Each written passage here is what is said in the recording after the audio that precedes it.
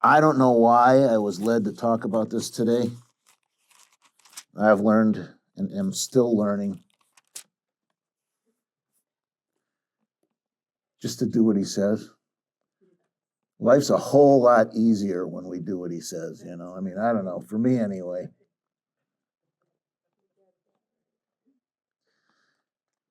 I thought I'd better do this now than later on in the year when people might think I've crossed over to the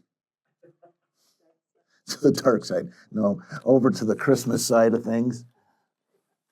I love I can't tell you how deeply I love the whole account of Yeshua's birth. It's as important to me as the account of his crucifixion and his suffering for me. You think about it for a minute, here's this, the Son of the Most High, he's with the Father in heaven, glory, the kingdom, whatever you want to call it. I'll call it heaven. And what you read the book of Revelation, what goes on a lot there? Worship, right? They're worshiping the Lamb. They're bowing down before the Lamb. They're extolling him. They're praising him. All that adoration and praise. And he left it all to come to this. And everything surrounding it just talks of the greatness and the glory of Yahweh. I want to talk about these three guys. My brother, when we were kids, used to call them the three wise guys. But they weren't in the mob, so you can't call them wise guys, can you? Matthew chapter 2. I love the story. I love the account. I love these guys, these three men. I'm going to read the whole thing, and then I'm just going to take a little bit. You notice I have one fewer than I usually have. Usually have 5 points, and I'm only having 4 today. Okay. Now, after Yeshua was born in Bethlehem of Judea in the days of Herod the king, behold, wise men from the east came.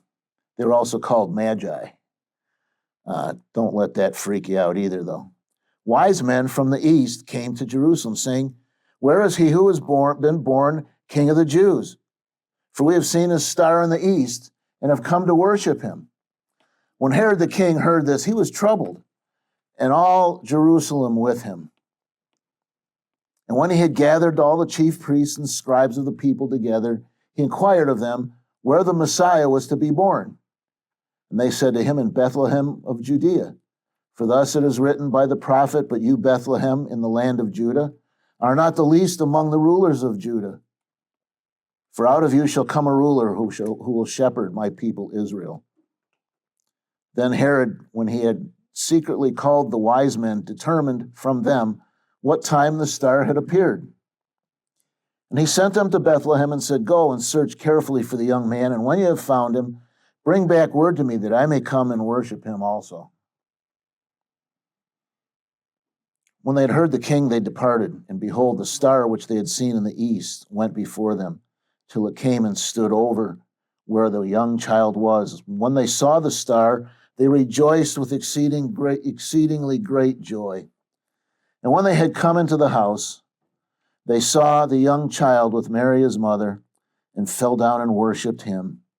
And when they had opened their treasures, they presented gifts to him, gold, frankincense, and myrrh, which he probably promptly took and stuck in his mouth like any baby would do, right? Then, being divinely warned in a dream that they should not return to Herod, they departed for their own country another way. Don't you wonder what that warning was? It was a dream, right? And they all had the same dream. I mean, think about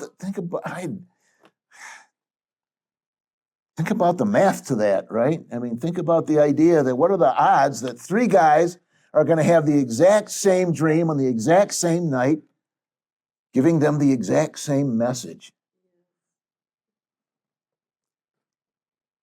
I think it might have been Rachel. Somebody said something about Yahweh's Yahweh's given the detail, you know. So there's so much in here. I could just go on, but I won't. For example, why is it that nobody in Jerusalem, I know I said I wasn't going to go on, but I'm just going to throw this out. Why is it that nobody in Jerusalem, not the chief priests or the Pharisees, nobody said anything about this star or about the birth of this new king? Nobody knew about it except these three guys from a whole nother country. They weren't Jews. They were magi. They were, if you go, I've said this before, but I'm going to emphasize it again today, that the magi back in the book of Daniel eventually came under Daniel's leadership after interpreting one of the dreams and whatever, the king put him in charge of all the magi. Why is it they were even looking for this star? I think the influence of Daniel went past through the generations, and maybe this is the only thing that stuck. But I'm willing to stake quite a bit on this, that was the influence of Daniel, the Spirit of Yahweh speaking through him to them in that day. So what compelled these wise men to make this dangerous journey? You know, we think of, I'm going to jump in the car and drive cross country, and you know, you do that, and there's nice places to stay, and you sleep, and you can wake up refreshed. There's places to stop along the way to get refreshment and all that. You generally speaking, you don't have to worry about getting mugged or killed unless you turn into the wrong part of town. But the fact is, these guys didn't have that. The journey was perilous.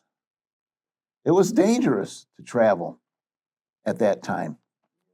What compelled them to do that? What was it that these guys, it was a star.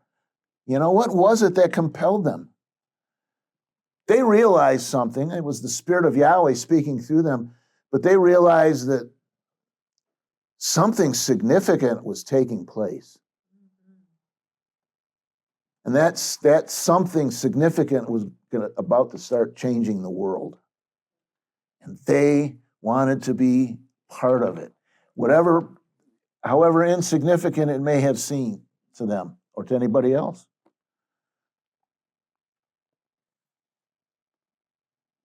Let's face it, how many of you growing up can remember stuff about the three wise men? You want to know the extent of my knowledge? These three kings of Orient tried to smoke a rubber cigar. It was loaded, then exploded. Silent night. That was the extent of my Christmas experience and my understanding of the Magi. Who remembers them? Who talks about them? Hardly anybody. But these guys, there's something about these guys that I just admire. A new king was going to be born, and they had to be there. So they were watching the skies. People might call it astrology. I call it astronomy. I think they were looking for that one star. If it was astrology, do you think Yahweh would have pointed that one star out to them? No, I don't think so. They could tell something about that star, and that star drew them. Maybe all the other magi saw it, and they had a vote, and these three won the vote, and so they were the ones sent. Or maybe they were just the only ones to see it. They knew that a new king was going to be born. They understood that this wasn't just any king. He wasn't just going to be the king of Israel. He was more than that. When he called his disciples, he said, "Follow me, and I'll make you fishers of men and women and children." He wasn't going to be just the king of Israel. He was going to be the king of hearts. He's going to be the king of people's hearts, their minds, their souls. And they wanted to be part of that.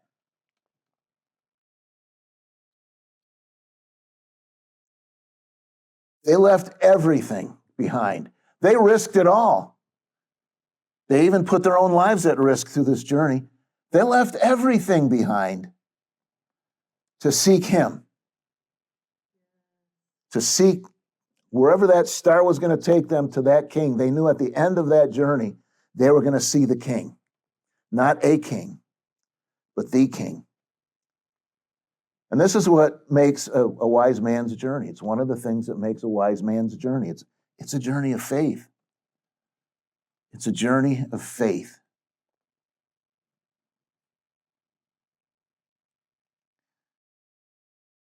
Let's look at, and that's just from the first two verses. I just love that. We've seen his star in the east and have come to worship him. So Herod gets frustrated. He's pretty upset about it. Why? Because he feels like his kingdom is in the balance. And he's going to lose grasp of his kingdom because of this new king being born in his kingdom, if you will. So he doesn't care about worshiping the new king. He could care less. He wants to know where the king's at, this newborn king, so he can kill him. Verses 9 through 11 said, when they heard the king, they departed, and behold, the star which they had seen in the east went before them, till it came and stood over where the young child was. When they saw the star, they rejoiced with exceedingly great joy. And when they had come into the house, they saw the young child with Mary, his mother, and fell down and worshiped him. You know, these guys, in their own right, they're kings themselves. And when they had opened their treasures, they presented gifts to him of gold and frankincense and myrrh.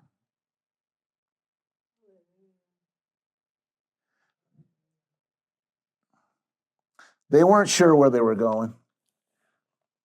They started out on the journey. They didn't know where they were going. Does that sound kind of familiar to someone else that we've read about and studied about?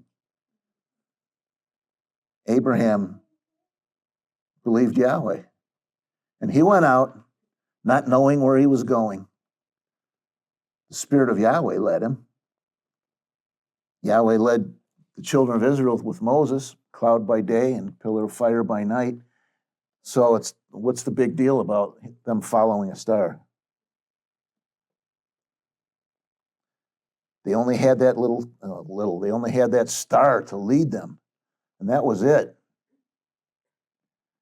I imagine along the journey, if it was a cloudy day or a cloudy night, and that's the other thing. You don't see stars in the daytime, do you?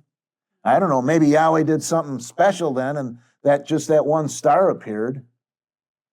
Because otherwise, they had to travel at night, right? Because you're not going to find any stars out there in the daytime. So they weren't sure where they were going. They just had this star to lead them. You know what? Sometimes it seems like, just like what we've been talking about today and everything that our sister Adrian has gone through.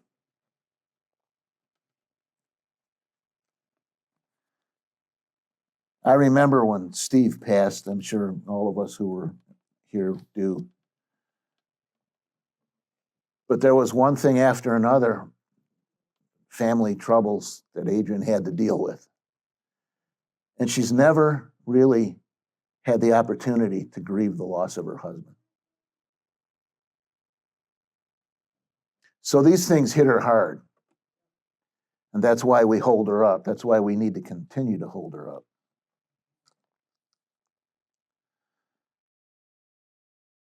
When they found the newborn king, what do? Pat themselves on the back. We did it. We made it, you know. Now we can go back home. Let's give them the gifts and head back tomorrow, first thing in the morning. They wouldn't have to worry about the star anymore, would they? That's not what they did. When they found this baby, first of all, they knew right away which one of the people in that house or in that room was the king.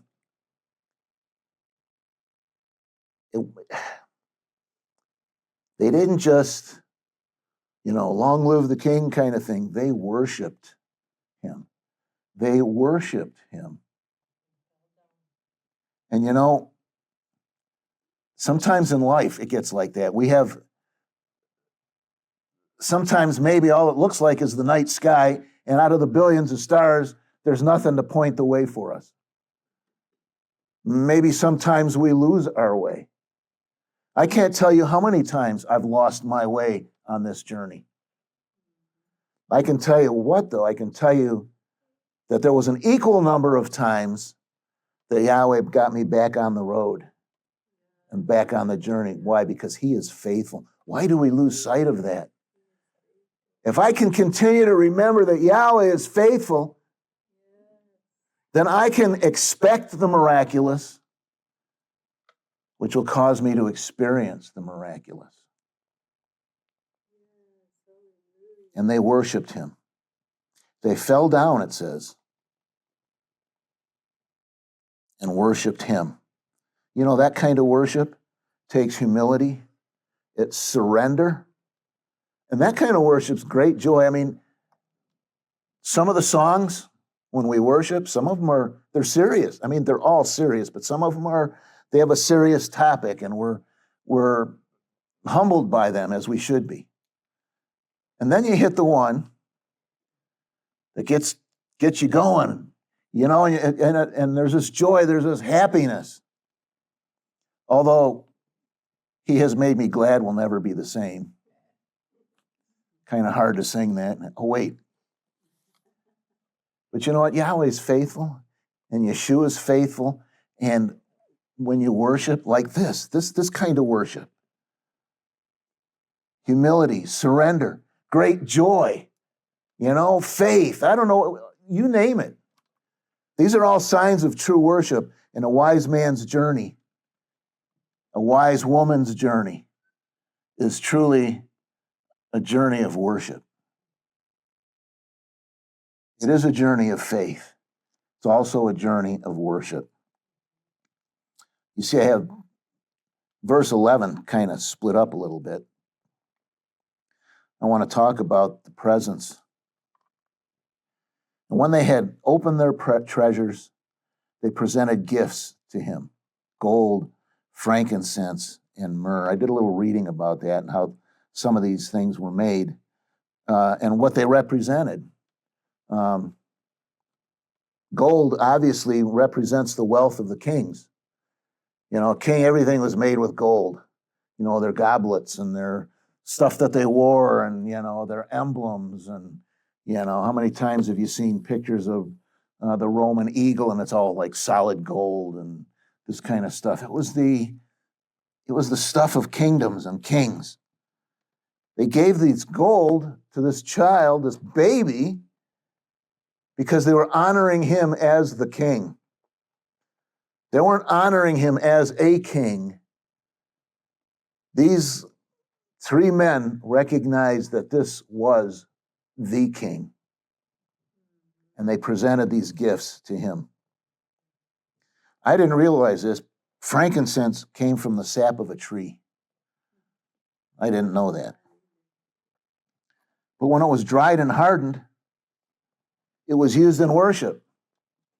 And it had a distinct scent, yeah, you know, like from your nose, distinct scent and color. It was like, it could be like a rare stone. The process was a difficult process. But once it was done, it was aromatic and beautiful. And they gave that to him. Dried and hardened, it was used in worship of the divine, whether it was whatever they were worshiping. But this is what they knew. And they knew that this wasn't just the king. This was, for lack of a better term, maybe a God king. This is the God king. This is the Emmanuel, El with us. This was that kind of the king. And that's why they could do that, because that was used in the worship of the divine. And they recognized that this wasn't just the king. This is the King of heaven. Myrrh, maybe everybody knows this, but was an expensive perfume, and it had great value. I'm pretty sure that when that gal washed Yeshua's feet, she broke the alabaster box, and the scent filled the whole house, and they were all upset. Said, "This is a year's wages," and yeah, most likely it was myrrh. It was an expensive perfume of great value. I don't think anybody's going to be surprised about this, about the journey of a wise man or a wise woman. It's a journey of sacrifice. You want to worship the King, and be in his presence, the presence of the divine and the King, both at the same time, all together. It's going to cost you something. They didn't see it as like an entrance fee. They saw it as a gift. And you know what? Everything you've been through in your life, every hardship, every difficulty, every loss, every sacrifice, all of these things are sacrifices, right? It's a sacrifice to Yahweh. Our pain. I know what it's like to have a close friend betray you, stab you in the back. I've had it happen to me a few times, and it hurts like nothing. Any other kind of pain didn't even come close. But Yahweh's faithful, and a wise person's journey is a journey of sacrifice. Everything you've been through, everything you're going through, everything you may go through, when you go through it, it's just your sacrifice to Yahweh. To him be the glory. In the name of Yahshua, lift it up. Lastly, verse 12. Then being divinely warned in a dream that they should not return to Herod, they departed for their own country another way. I love this. Again, they all had the same dream, right? All three guys woke up. Man, I had this dream last night. Yeah, I had a dream too. Yeah, me too. What was yours? Yeah, well, this and this and this. That was my dream. Yeah, it was my dream too. What do we do? We're going to go home a different way. Our life is going to be different. Our life is going to go a different way. We're going to take a different road. Because after encountering Yeshua, after encountering the Messiah, the power of life so strong in just a little baby, he doesn't really know anything yet. He doesn't comprehend. He's just a baby, just like we were babies and we didn't know much. But there was so much life in that little baby that it changed them forever. Imagine them meeting Yeshua. I got a feeling when they died, they probably did. I don't know.